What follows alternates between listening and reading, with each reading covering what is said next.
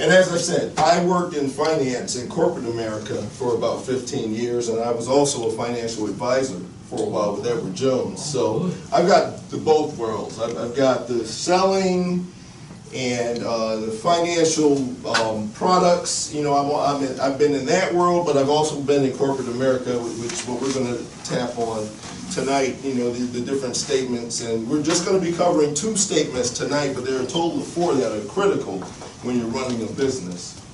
So let's start. Here's the objectives of what we're going to do tonight. We want to provide you a familiarity with financial accounting statements relevant to small business operations, and also help you to understand the difference between accounting and bookkeeping. So we're going to make it fun, but I want to be able to answer questions, and you know, I want it to be interactive. I'm happy to see you guys brought some statements, so maybe we can review that too. What are financial statements? They're a collection of summary reports that deal with the financial standing of a company, reflecting the fiscal health. You know, one of the saddest things that I see is entrepreneurs with a lot of talent and a great idea, but they think they can ignore this stuff. You know, so they've got a great product or idea. There are tons of wonderful products and companies that fail because they didn't get a hold of these things that we're about to show you tonight. The actual owners are, you know, they let a family member have ownership of these financial statements, or a friend. And what I tell business entrepreneurs and business owners is you need to roll up your sleeves and have your hands as dirty or dirtier with these statements than your finance guy. Whoever your CFO is for your company, if it's your wife, you need to be able to talk shop with them. Because the last thing you want, you know, is that meeting where, you know what, hey, we got to sell the company, or we're going belly up, or the IRS is, yeah. And that's the big one. You know, if anything I can impart to you is that the IRS will get their money one way or the other. You know, they will come in. You don't want to be audited. You want to be able to have an intelligent conversation about your fiscal health. So that's the key term there, your fiscal health as a business owner. That's critical for you. That's like your own. I mean, most entrepreneurs are very passionate about their business. You should be as passionate about your health if you want that business to sustain, and not be like most companies that go belly up within 3 years. There's a lot of verbiage here, you know, describing the definition of accounting. You know, we can read it. It's a system or process of identifying, recording, summarizing, interpreting, you know, financial information. You know, here's the word I want to zone in on, and I want you guys to take it home and share it with your friends that you care about that have a business. This word right here, advising on taxation matters. At the end of the day, most companies fail because guess what? They didn't have their taxes in order.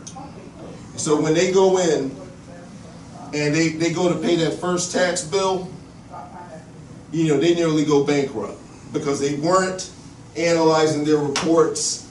They didn't have a good projection of the money they need. They didn't understand, you know, they just thought, wow, I got this great, in restaurants, that's a great, I think like 93% of restaurants fail in 3 years. But you know what happens? Normally it's a chef or someone who, you know, this kind of stuff. And like, no, they have a signature dish, or a passion for serving people, or a drink. But they need to channel that same passion into understanding their finances, or else it'll become a hobby. You know, with the government, after 3 years, if you don't start making money, it's a hobby. You can no longer be writing things off and things like that. So you have 3 years to get going. Yeah.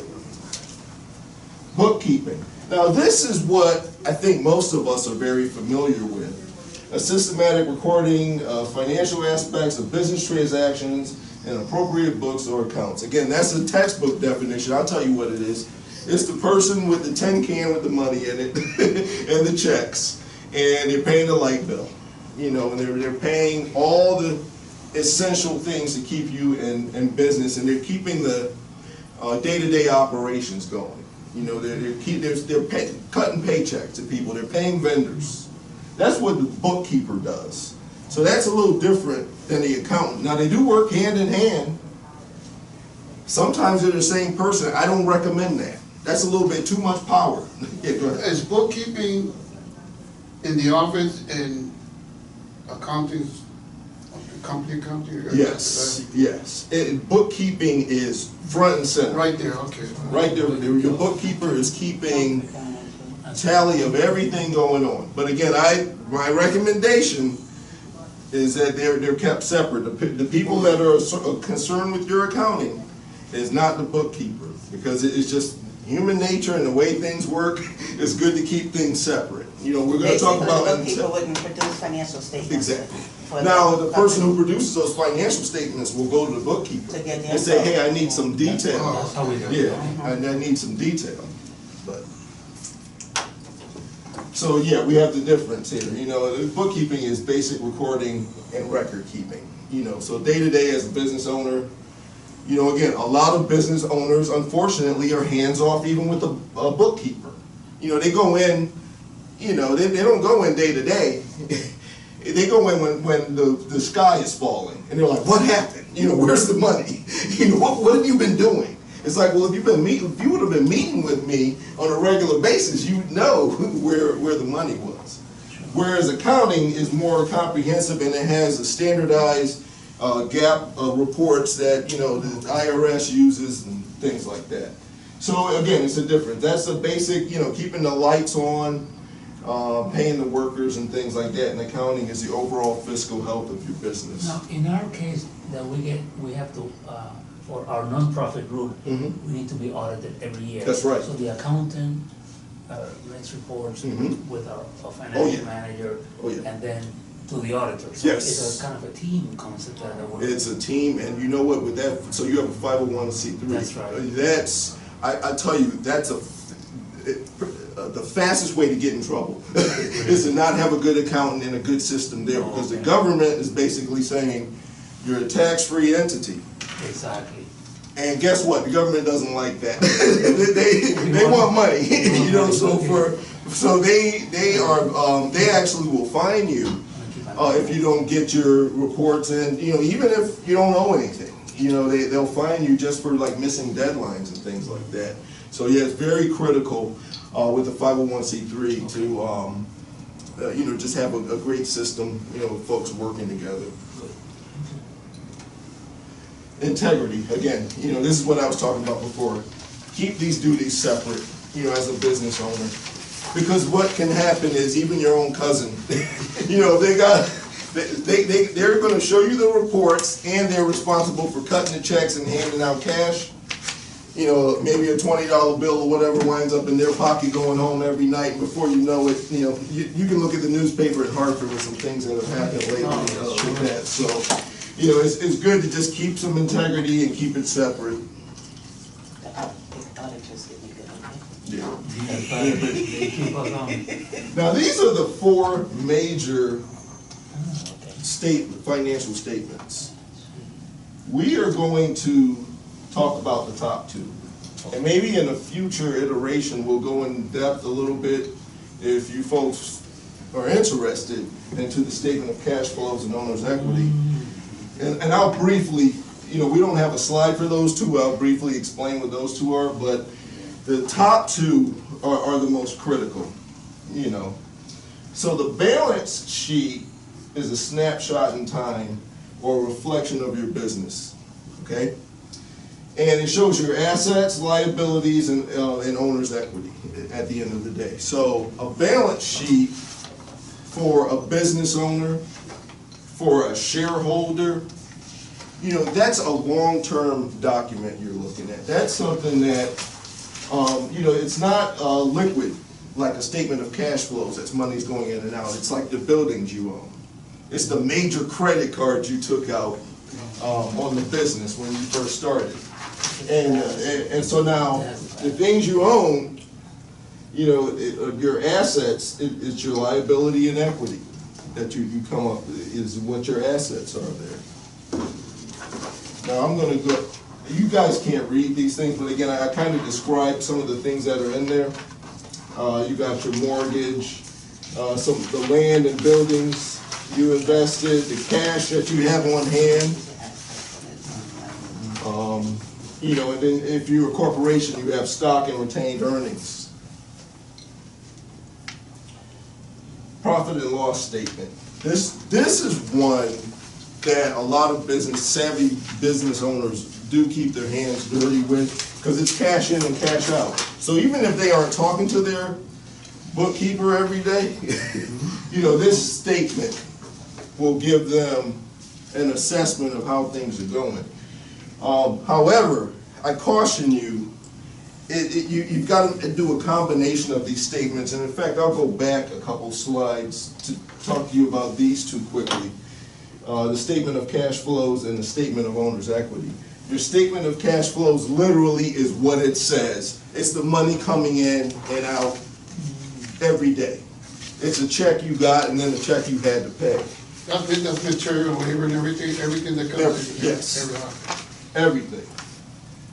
Your statement of owner's equity or your return equity, it's different. If you're a business owner, it's going to reflect you as a business owner, even cash you're pulling out to pay your own bills at home and things like that. But if you're a corporation, it's going to show dividend payments. So that's the big difference. And equity is like your ownership, your stake in a company. So again, if you're a corporation, it's your dividends paid and things like that to the shareholders. But again, so these two, the statement of cash, and now who wants to look at these two things? I'll tell you, the bank you want to get a loan from. So these are important. While we're not going to go over them here, the banks, or even if you want to get a new business partner, they want to see all four of these things. They want to see how you're running your business.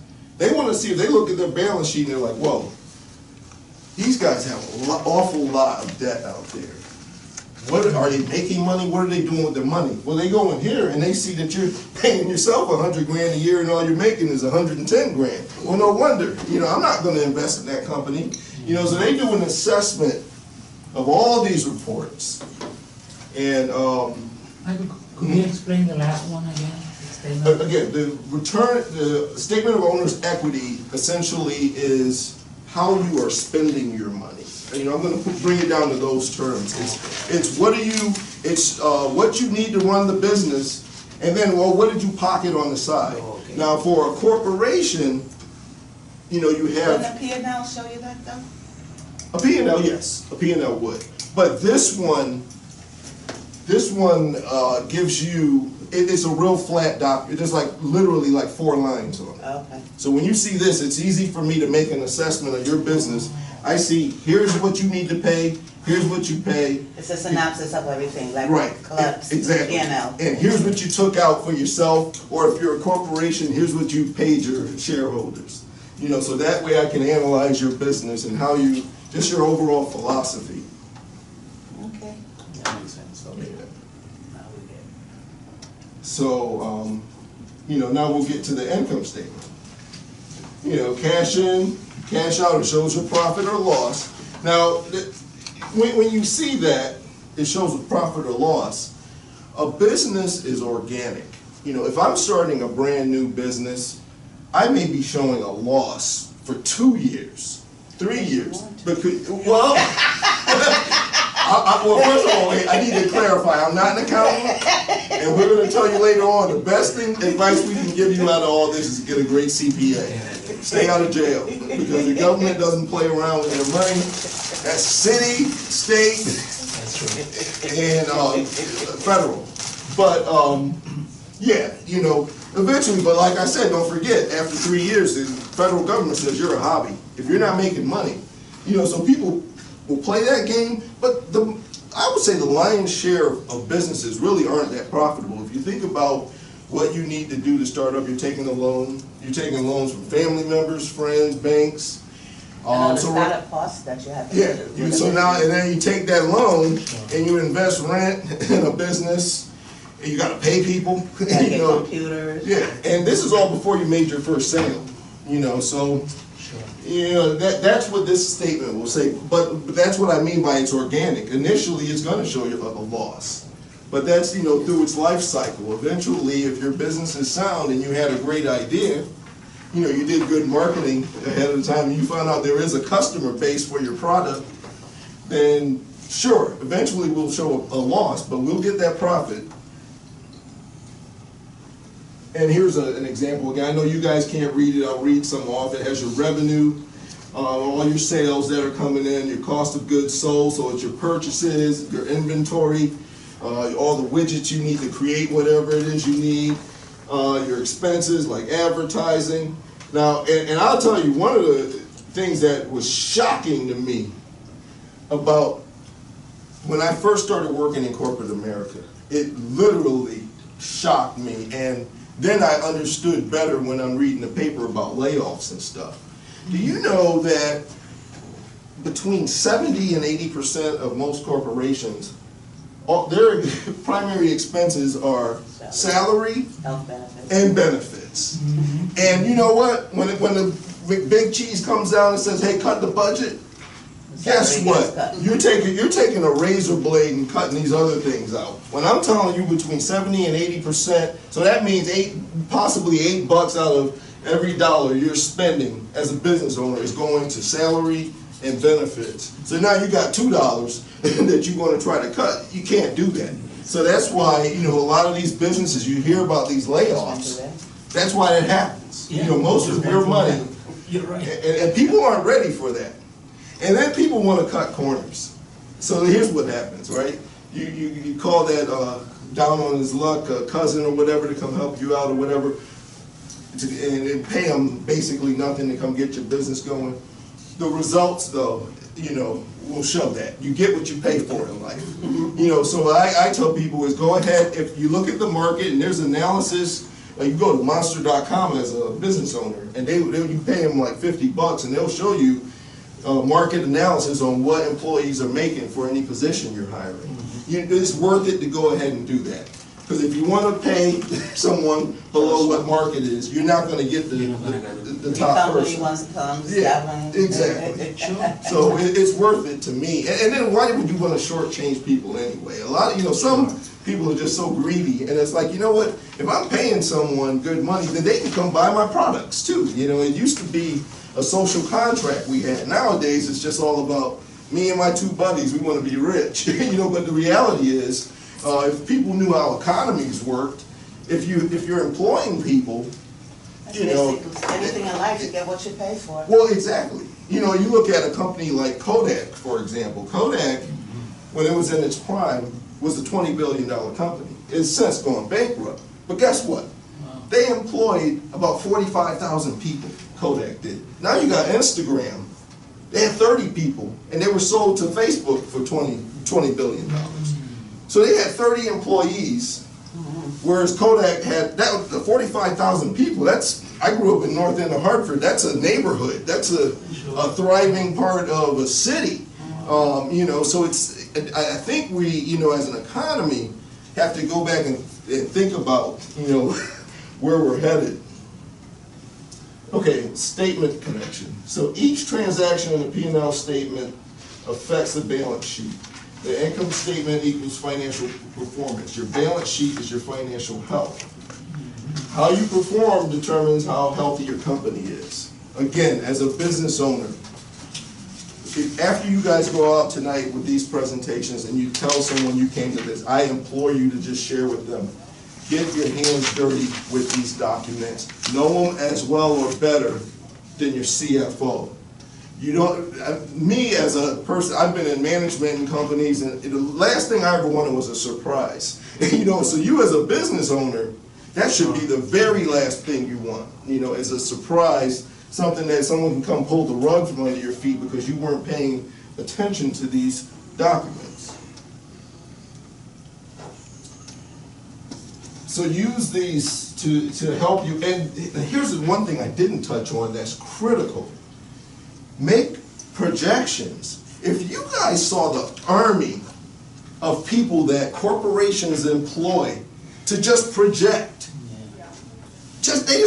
Executives just want to know years from now, this investment they're making, how it's going to pay off. They want to know a year and a half in advance so they can go and tell folks on the market, hey, by the way, we're going to have a downturn in our revenue, but we're expecting it. You know, that's what those analyst calls are all about. Getting in front of those analysts before they go and make their reports and value your stock. It's, hey, we've done our projections. You walk into any company, they have a whole floor of people that look at these documents and say, okay, you know, here's what the business wants to do. And, you know, So how do you go about getting a projection done? so say you own the Hartford, okay? And so you say you want to open and have a new insurance product, right? Something innovative, something that's not out there yet. Well, first thing all these companies do is they go to marketing and research and development, and they get business intelligence, and they say, do people want to buy this? That's the first thing they ask. So they go out and do that market research. Once they come back and the executives and the board says, oh, that sounds like a good idea, well, the next step is for them to say, okay, it sounds great on paper, but what is this going to translate to financially? We think we can get $10 million a year revenue, but what's it going to cost us annually? If it's going to cost us $11 million to make $10 million, well, that's not a sound business decision. So we need you analysts to look at what it costs out in the market. Here's some detail. They come in with business analytics and they give it to the analysts. And they say, you know, hey, okay, we're going to sit and crunch numbers. And there's so many tools out now. Basically, they go in and say, this is where I want to go, this is what I have, and this is what I have to do. Right. And the analysts kind of crunch all of that together. Exactly. And come up with a plan for them. Come up with a nice, sweet presentation, an executive summary, and that's what they make their decisions based off. That's what I'm asking. Does that apply mostly with franchising? That's with anything. But yeah, that's critical. Yeah, if you're going to be doing an investment in a franchise, absolutely. You know, I think one of the saddest things that happens with franchises, and I'm talking like the ones that we know of, like the McDonald's or the Subways of the world. You know, people see that initial investment. I think the Subway is like $500,000. If you want to have a small version of it, it's a $500,000 investment. But what they don't look at, and so in their minds, you know, because I think a lot of us have that entrepreneurial zeal. Yeah. We want to be the business owner. Sure. But they don't look at it and say, well, at the end of the day, what am I going to make? You know what I mean? And so then, you know, so they collaborate with their friends, they hit their family's pockets, they get that $500,000. Now they got a business, and after they've paid everyone off and paid all their employees, maybe they're banking $50,000 or $60,000 a year for themselves. And so then the question begs, you know, was that the right way to go? You know, why is Subway, you know, I have to pay them a certain amount each month to get all their products, and they're making a whole bunch of money off me. They made the initial $500K, and now you go to Subway, you have to get $500,000 to start it. Yeah. Subway, McDonald's. Yeah. They're all $500,000 and up. Last time I checked, it was $500,000, I think, and that was a few years ago. So it could be higher than that now. You know, but it's, again, what I would never want to kill, though, is entrepreneurial zeal.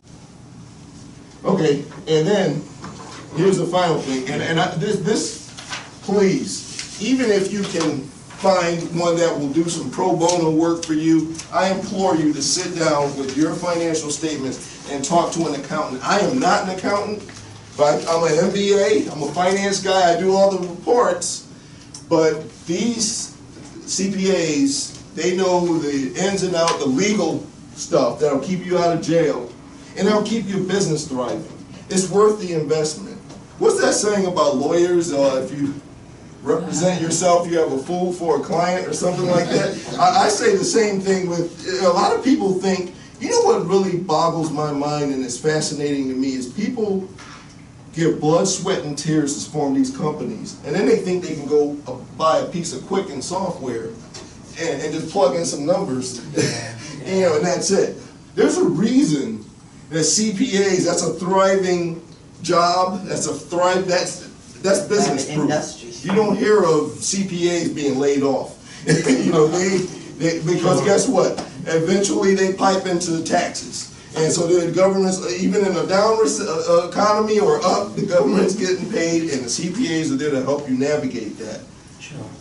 Talk to an accountant if you haven't, even if you gotta pay $100 to sit down with them one time to see if you're doing okay. It's worth it. It's worth the investment to keep your business thriving and to stay out of trouble with Uncle Sam. Okay. Any questions? Yes. What do you think about QuickBooks for contractors? It's great. I mean, you have to learn it yourself. Yes. But I guess let me back up. I think the wonderful thing about QuickBooks is that as a business owner, it allows you to do what I said earlier, get your hands dirty. And if you're the one. It's user-friendly, though. Yes, it's very user-friendly. yeah. I use QuickBooks. But it doesn't hurt, and it can only help you to also have someone that you're paying, you know, to even if quarterly, you want to have someone come in, you want to pay them a couple $100, just look at everything. If you don't want to have the expense and you want to do QuickBooks quarterly, I implore you, it's worth it to have someone to say, hey, this is what I've been doing in QuickBooks. So now I have a CPA who's trained, Yeah, I do. you know, say, hey, this is looking kind of weird, and Uncle Sam might not like this, or, you know, are you aware that this is going on? You know, in life you get what you pay for. You know, QuickBooks is what, $100 or less software? Oh, no, very So, expensive. but you know, these CPAs, you know, they make between $50 and $100 an hour. There's a reason for that. So, you know, I mean, it's important to do that. You need them. I have a question Yes. about entrepreneurs starting out. This has nothing to do with financial statements. What is the best route to go, to be a sole proprietor or to be a LLC? LLC. And the reason I say that to you is, back to my earlier statement, you know, about keeping your bookkeeper and your accountant separate. There are people who have made a life and get money out of suing people. Okay? Yeah, but So if it's you're a just sole attorneys. proprietorship, that's the key difference between a sole proprietorship and an LLC. It's a LLC stands for Limited Liability Corporation. So you almost have some of the protections that a corporation has. See, like if you were to sue a corporation, you can't actually sue the people who work there. If you got a problem with somebody like that made a decision and you're a shareholder, you're suing the corporation, but that person, that president or whoever made that decision, he gets to go home at night and doesn't get touched. That's the same thing, protection you get with an LLC. Okay. You get a tax ID number and it's its own, it has its own protections. As a sole proprietor, you don't have it. It's like you owning your home. You know, so if somebody comes and slips and falls at your house, you know, guess what? If you don't have homeowners insurance, they can just sue you. That's the same thing with a sole proprietorship. And I'm telling you, you can go and Google it. There are people here in Hartford that have made a business out of just suing people because they don't have the right information or knowledge. It's really sad. I think litigation in this country is perverted. You know, so I tell anyone, I mean, if you could be running a healthy business, not minding your, you know, doing the right thing, having integrity, and all it takes is one of these people that are out there just waiting, like, oh, she didn't protect herself in this manner, I'm going to go sue her, and then she's got to pay to settle with me, you know, or potentially lose her business. You know what's really sad? It could be your own people. Absolutely. There's a word, but Yes. I got sued. I mean, these guys work for me. Oh, don't worry, George, the lawyer's not gonna touch you. Each guy got 60,000. There you But the go. workman complained me, they paid it off. But oh no, don't worry, Joe, we got you. They ain't gonna Right. touch you. Right. Oh, well, I said, oh, but that's how it is. But they paid it off though. I mean, they touched me at all. Yeah, But still, even their own people do that stuff. absolutely. It's sad. And it's sad. It's sad. It's really sad. Gerald Flynn. Yeah. Any The other reason why questions? I ask these questions, my son just got his E1, and he's thinking about. What's an E1? Electrical contractor. Oh, okay. He could be a contractor. Right? Okay, Instead of great, an electrician. great. So, I needed to, because I was told to advise him to do a sole proprietor instead of a LLC, and he's like, no, Mike, that's stupid. I'm like, but this guy knows what he's saying, that's my guy. Yeah. I go LLC. Honestly, in this era of maybe there was a time when you know what George said was critical. I mean, maybe there used to be a time when you could kind of trust people. We had a social contract with one another, where if I'm doing fair business dealings with you, for the most part, people were fair-minded. But now litigation is out of control. And like I said, but it's actually attorneys. Right now it's very hard for attorneys. Most attorneys you talk to now have 2 jobs. Because it's very hard for, unless you're in one of the top firms, you're making the same money as anybody working at any company. And so a lot of them will go out and look for opportunities. It will create opportunities for themselves, and it's sickening. So you have to have some protection. So, and that's the LLC. Yes, good. Thank you. Michael, another question. If in starting a business, and I will be probably starting with that very soon, my own business, when you need money, you need capital. So when you go to a bank, these are the key documents that you need to Right. What you're going to go into with the bank is what would you call that? It's on the tip of my tongue. It's a business plan. Business plan. Business plan. You got to do the business plan, and here's some of the things that a bank is going to look for with your business plan. One, they're going to look for these reports. But obviously, these reports are just numbers you're making up. You haven't actually achieved any of that. So you want to do market analysis. That's a huge part. So now, in your business plan, your market analysis and your reports, that's all the bank wants to see. And they also want to see that you put skin in the game. So if you own a house, they want to see that you put a second mortgage on that house. And so you've got skin now. And hey, like if that thing fails, you're up the creek too. So He's only them taking a chance at you. Right. Yeah, So you got these reports. You got these reports. Okay. Critical. Your market analysis. So they want to see that you've gone out and talked to people, that you've looked at the industry that you're in, and you've done an analysis of several years, and you've shown how that industry has grown. You've shown how your innovation is maybe a little bit different and could potentially be a great investment for the bank, because see, the bank is also looking at you and like, well, this could, we could have a good relation with this person ongoing. Not just giving them an initial outlay. They want to know how they're going to get paid back. Yeah. That's what they want. Really want to know. Hey, That's I'm right. going to let you borrow $100,000. Right. Show me how I want to get my money back. Right. And when you start a new business, you're going to need some cash flow. Exactly. Sure. And if usually what you do, borrow from here, borrow from Right. there, borrow everybody else, then you got something going on. Yeah. It depends what kind of business you're going into. You won't see nothing for a while. Like I'm a contractor. If I do a job, it takes about, first job takes about maybe 2 months to get your first check. So I gotta carry all that for 2 months. Right. Check comes in, boom, on the butt. You gotta have all that stuff, Right. So it's hard sometimes, but if you're planning right, like you said, then it should be all set, And go slow. Yeah. Take your time. Take your time. Yeah, I Don't agree. take all the jobs. I agree. Pick and choose. Yeah. Pick and choose, but they're what Yeah. It Wow. take your time, and I like that, because a part of taking your time is not that you're going to sit back and not do critical things. Taking your time, for me, is also rolling up your sleeves and being a Right. comprehensive business owner. Not just, oh, this is my passion, I'm running with it. Yeah. It's, well, let me be sound as a business owner. Let me understand, what I'm getting myself into. And no business owner would not have these financial statements to bring to the bank, because they will not have. Well, you could. I mean, like George mentioned, QuickBooks, like you can you can put fake numbers in from the analysis. Yeah, what those numbers are is your projection. It's just your projection. What are you gonna make? Yeah. What you're gonna make, like you said, they want to know how they're gonna get their money back. So your projection is like, well, hey, Mr. Bank, in the next 5 years, I'll be making $100,000 a year, and after and looking at these statements, I'll be profiting about 20 grand a year the first year and 30. That would and be then a it'll- part of the marketing analysis. Right, right, Okay. right. So, That's very good. all right, any other questions?